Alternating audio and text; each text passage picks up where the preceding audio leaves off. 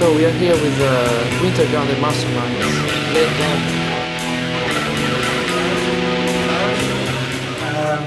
The equipment. I'm going to start here, guitar, new piece, never played on a Les Paul before, but I bought it. And as I was telling the guys today, this toggle switch here you have to get used to, especially if you're into rocking out, swinging up here, toggling out, toggling back in. It's a bummer. ESP Eclipse. Yeah, you can make what you will of it. I liked it because it's pretty sort of Victorian, steampunky, gold, brass, black. Sounds really good. It's got the EMG pickups, which seems to be standard for a heavy sound today. EMG 81s, and I think it's 81 and 86, I think, or 61 or something. So I don't know too much about it. And then it's going from the guitar into the pedals, which this is a very streamlined pedal system that I have. I usually have a very complex one. Okay. But, tell us about the signal chain. Yeah, the signal chain, you know, pretty much going out of the guitar into a cordless system here, which is one of those small plug systems, you know, on the guitar, very easy, light. Don't have to have a big backpack on your strap here. And that basically goes in the guitar into there, then straight into the tuner. Yes. Something goes wrong with that, otherwise I've got a cable here, I can just plug straight in. So into the tuner. This Korg tuner I like better than the new model they've come out with, which is the pitch black. This one's better because it's got the two switches on the back here. You can actually do a bypass, or you can have it on permanently. I like it on permanently. I do my bypass here on the Mesa Boogie or the preamp here. So it goes into the tuner, then from the tuner it goes straight into, you know, my distortion signal, which I'm using this preamp, Mesa Boogie-v twin preamp. Can't get them Which anymore. you're not seeing. Yeah, exactly.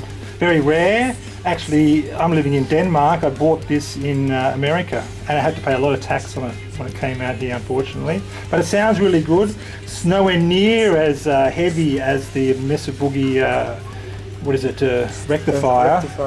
But it's all right, you know. And it has a more bluesy. Yeah, much more bluesy rock sound. Yeah. So you know, we'll see what happens in the development department there. But anyway, that's looping out of there into the Boss noise gates. A beautiful little tool, very much needed. And then signal goes into this here Digitech. It's a filter. It's basically a synth sort of filter wah thing. It's just got a lot of different filter settings, and I use this because I use a lot of different effects on the recordings that is hard to simulate unless I have my multi-effects, which I don't have right now. So I use this pretty much just to get all the different sort of weird effects that I'm using on the recordings with, you know, whammy pedals and wah pedals and all these different pedals which I'd just be dancing if I didn't have a multi-effect rack here with a MIDI controller. So I'm using this, pretty easy. Then a multi-chorus. Yeah. And then straight into a delay. And these all have multi-settings, so I can change them. But you know, that's pretty much it. That pretty much gives me the sort of fake recording sound, you know. Yeah. I can fill out the sound like that and pretty much do everything. I've got. So that all comes out of there. Then we're going into a Marshall power amp. Marshall power amp. It's a slave amp. Yeah, it's a slave amp. It's the 100 watt one. Actually 200 watts. So 100 watts either side, stereo. The way I'm using it right now is I'm just using one side, and I'm using the other side as a backup. So, you know, I'm just using the monitor, so I'm using 100 watts basically. It goes into there, and it goes into two cabinets. So it's got a Marshall cabinet, this is actually a stereo cabinet, and then a Randall cabinet here. Let's get out of the way.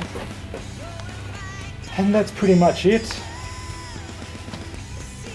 All the stuff up here, this mixer here, this is for the backing tape. We run a backing tape with additional, you know, guitars, synth and vocals on.